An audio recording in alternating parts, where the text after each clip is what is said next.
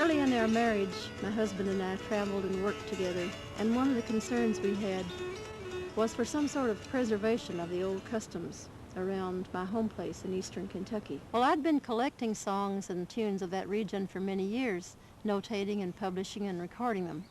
All the handed-down love songs, work songs, children's songs, and game tunes, and old country story songs or ballads, like this one, Barbara Ellen.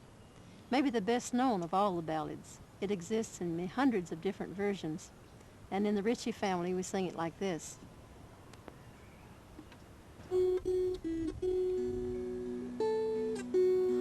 All in the merry month of May, when the green buds they were swelling, young William Green on his deathbed lay, for the love of Barbara Ellen. Then slowly, slowly she got up, and slowly she came anigh him, and oh, she said when she got there, young man, I believe you're dying.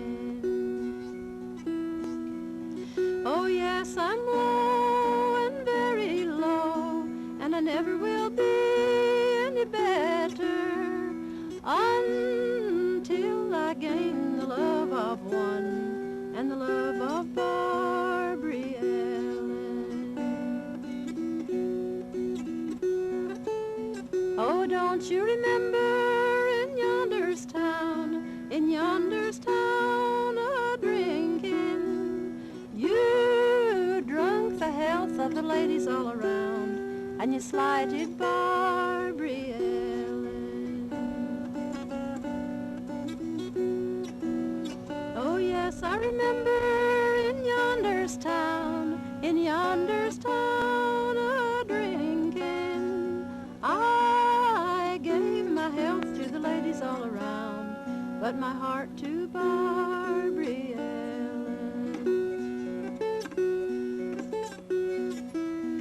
As she was going across the fields, she heard the death bells knelling. At every stroke they seemed to say, hard-hearted Barbara Ellen. Oh mother, go make my bed, go make it both soft and narrow.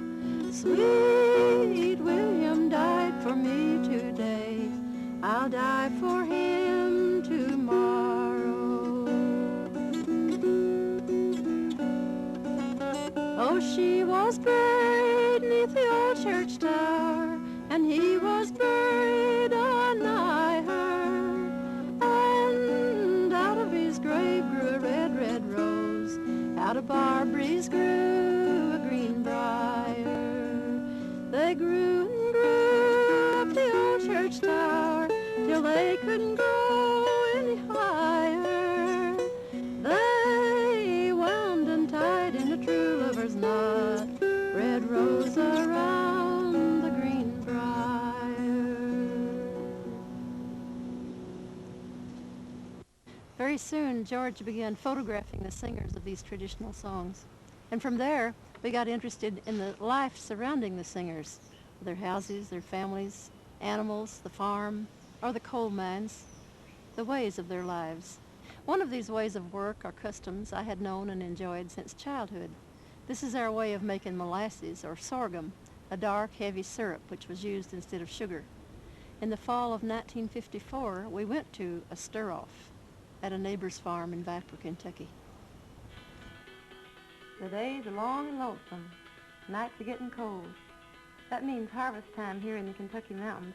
Time to gather the corn, pull fodder, pick apples, grapes, pumpkins. Time to stir off molasses. We here in and around Mace's Creek like the taste of our homemade molasses. That's the reason we make it nowadays. But not too many years ago it was a necessity. Folks raised all their food back then. Sugar was scarce and high-priced, and so we didn't use much sugar. We used molasses, or long sweetening, for our cakes and pies and candy, even used to sweeten coffee with it. We called it long sweetening because it took so much of it to make a thing sweet. Sugar was called short sweetening. Well, there's plenty of sugar in the stores now, but there's no taste that can take the place of foamy mountain molasses on hot biscuits for breakfast on a frosty morning. Making the molasses is fun, too, in a way, although it's hard work. A stir-off takes all day, and a man's got to have his whole family pitch in.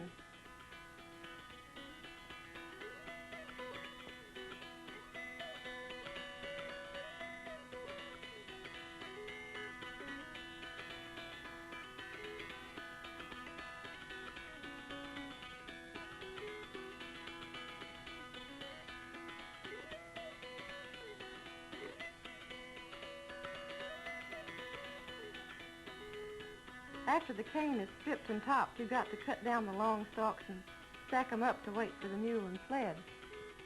When we hear there's a stir-off anywhere around at any of our neighbors, we go right along to help out, because we'll need some help when it comes our turn. Besides, when sunset comes and those lasses thicken up, it's mighty good eating.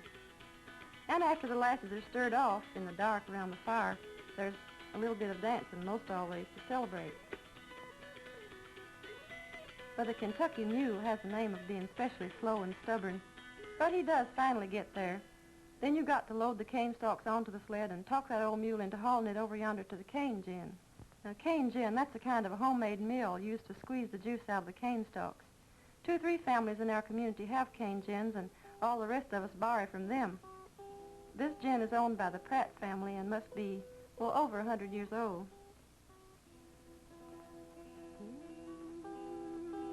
The man sits there in that hole in the ground and keeps feeding the cane stalks in. And the gin is turned by another mule, borrowed from Jim Talby. He lives down the road a piece. Now, this is a pretty good ginning mule. Sometimes you get one that's too stubborn, and you got to get a youngin' to sit up on his back and keep kicking him in the ribs to keep him going around like that.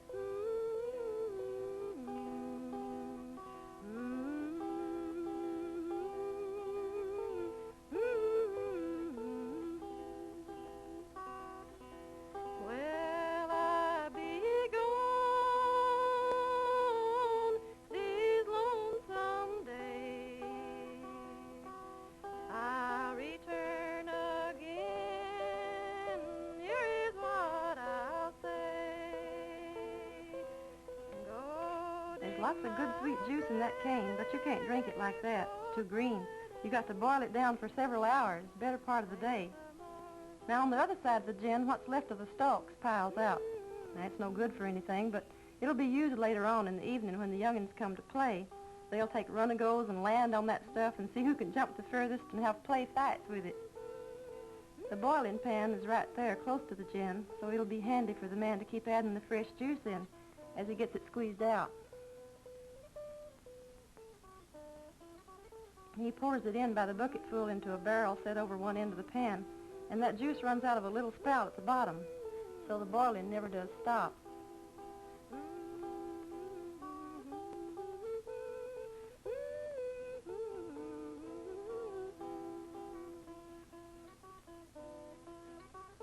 It's the woman's job to skim the molasses, keep taking off that green, thick foam, so the molasses will be clear and clean.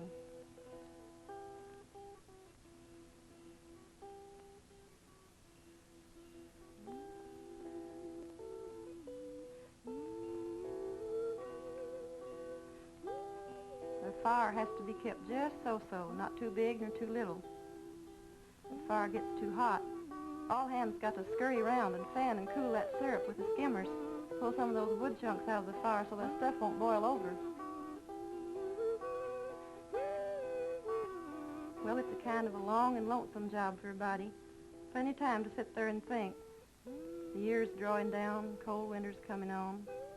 The family to be fed, got to get warm clothes and shoes and mend up the old ones. Will it all get done in time? Well, it will if the Lord's willing, and if He's not, well, we'll get by some way. Come all you fair and tender ladies, take a warning now, you court young men. They're like a bright star on a cloudy morning. First they'll appear and then they're gone. They'll tell to you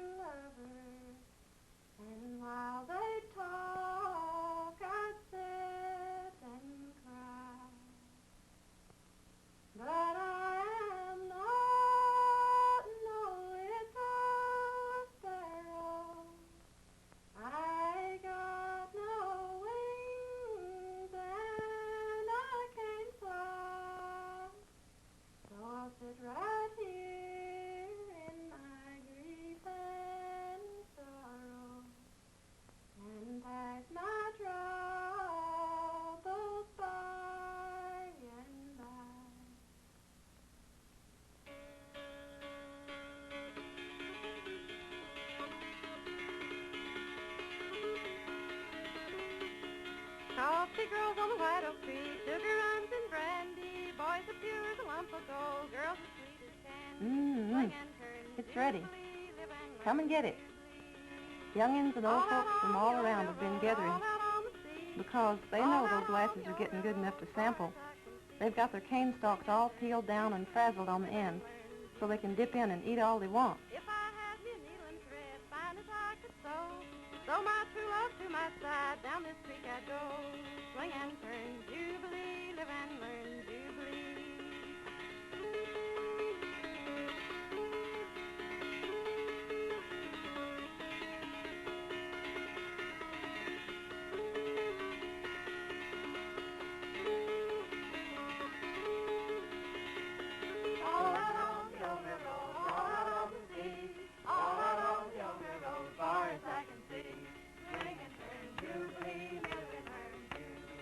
Ain't missed a chance to swing your partner, though.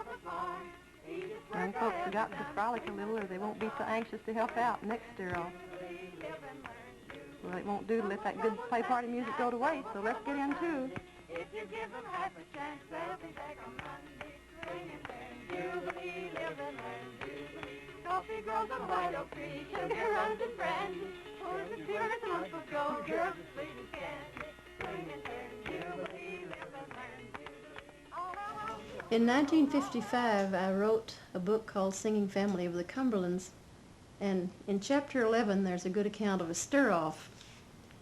The title of the chapter is Of Fall Days and Harvesting, of Hickory Nut Hunting and Stir-Offs and Falling in Love. Now I was about 13 years old, and I just began to notice the boys, and they began to notice me, and I liked a special boy who was a fiddler.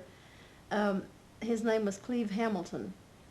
And the book, the chapter is about a little bit about him and a little bit about the stir-off and about a lot of other. I'm going to begin reading on page 186. That night after we got supper over and the dishes washed, we all were sitting around in the front room doing one thing and another. I was trying to get my lessons.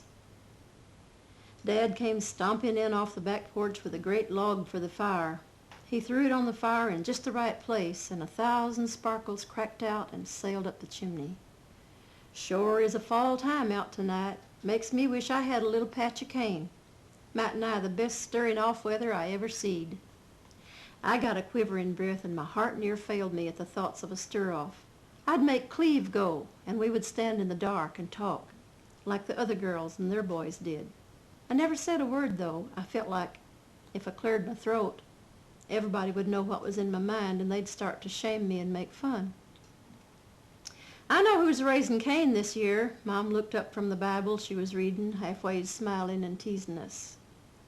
Huh, who wouldn't know that, Wilmer said. It's Lee up on the branch. I saw that cane patch when the cows broke out of the pasture one day last month, and I had to hunt 'em up the left-hand fork. Went all the way up to Lee's before I heard their bells, and I passed a right pretty patch of green cane. Don't get too brash now, Dad warned. Maybe he's a-keeping it a secret. Maybe he don't aim to have a stir-off for everybody. Well, the secret's out now. I already told a lot of the boys about it, and we won't let him stir off by himself. Wilbur laughed. Sure enough, one day not long after that, Doshbrashire, Lee's woman, passed by on her way from the store to her house a mile up the branch. And she stopped to talk a while with Mom like she always did.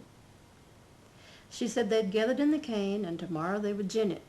If all went according to plan, they'd stir off just after dark the next evening. As she went out of sight at the big cliff in the curve of the branch, she thought to holler back, "We had a right smart patch this year. You all bring your buckets." Next day at school, when Cleve came to my seat, I let him know in a roundabout way that I was going to a stir-off that night. He said, that was funny. He was going to the same one. "I reckon I'll see you there then," he said. "If I do, will you talk with me?" "I've been brought up to talk civil to everybody, mister." "Ah, you know what I mean. You just better be there, that's all." The day of the stir-off was a Friday, and school let out early for some reason. On the way home, Sally suggested that some of us go up early and watch Lee on the branch gin his cane. Mom said I could go, but we must just watch and not get in the way of the work. Pauline and Jewel and Wilmer would come on up after dark. Mom came out on the porch and hollered after us, "You uns keep your feet dry now, for it's late in the year and you'll sure catch a cold if you don't. Walk on the rocks whenever the road goes through the water. Don't size anybody and help if they want you to. I had on my prettiest blue dress and my hair tied back with a big blue ribbon because Cleve was coming. But I clear forgot about Cleve as soon as we started racing each other up the branch. For a while we tried to see which one could outrun the others, and then we played banner. Sally's baby brother Cotton was the banner, and he led us through thickets of blackberry briars and all manner of places like that. And we had to follow him or we'd be out. He walked the footlogs on their tippy edges, and he jumped the branch in the widest parts. We did everything that he did until just before we got to Lee's, he bannered all of us girls by doing skin the cat on a tree limb. We all had on dresses and couldn't do it. That's where at there ginning down there in the big bottom yonder. Yeah, boy, look at that old mule going around and around. I'll beat you all down. We sailed down that mountainside like we had wings. There was Lee watching the cane juice squeeze out into the pans and emptying out the full ones into the big long stirring off pan over the pit. They were almost done ginning. There was already a fire blazing in the pit, and two of Lee's boys were feeding the last scattered bunches of cane stalks into the gin. Why, howdy, children. Little early now. Help yourself to some good juicy cane stalks to suck on, and then you can help dig the skimming hole.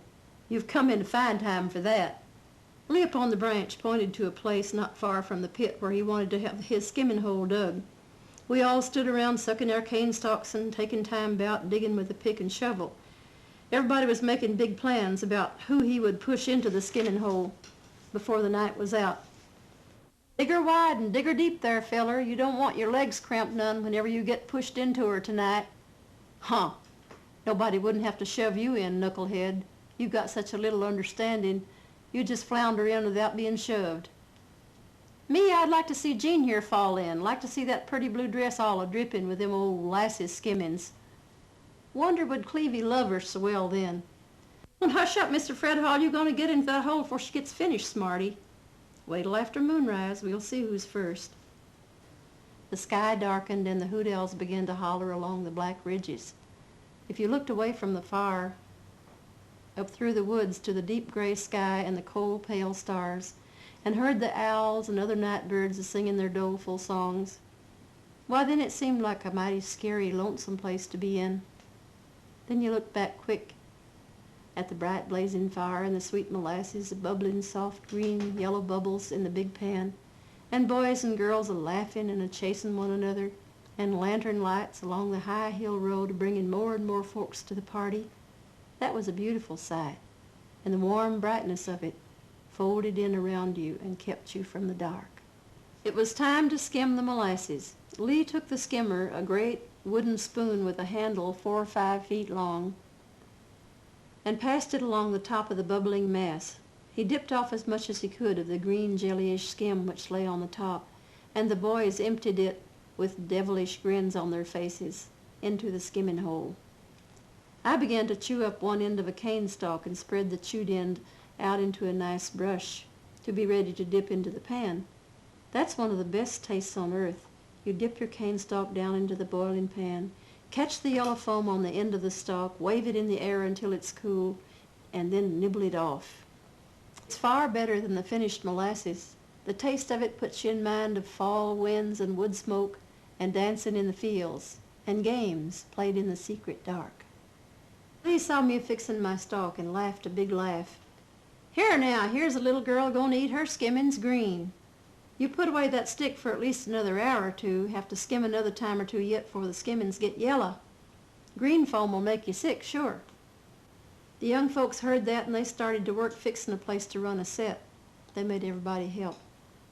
Here, let's yank up these old stalks and stomp us down a level place. Here, you little uns, get to trompling. You got nothing else to do. Stomp it until it's just like a floor. They ain't no music come yet, went. Can't run a set without music, not a solitary fiddle amongst us. Shucks, there'll be a fiddle or a banjo or something turn up soon. Anyway, I reckon we can play Cedar Swamp right now. Get you a gal, don't be bashful, and mind the skimming hole.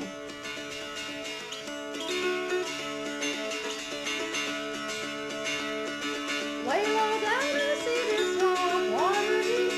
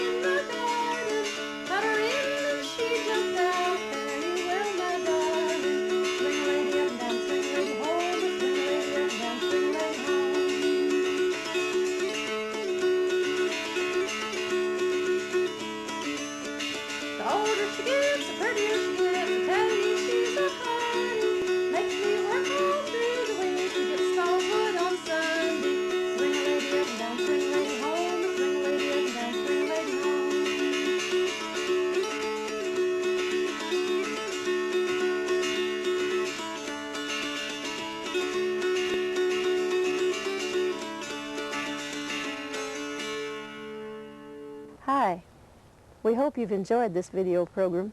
And before you go, let us show you a few short scenes from some other programs that we have.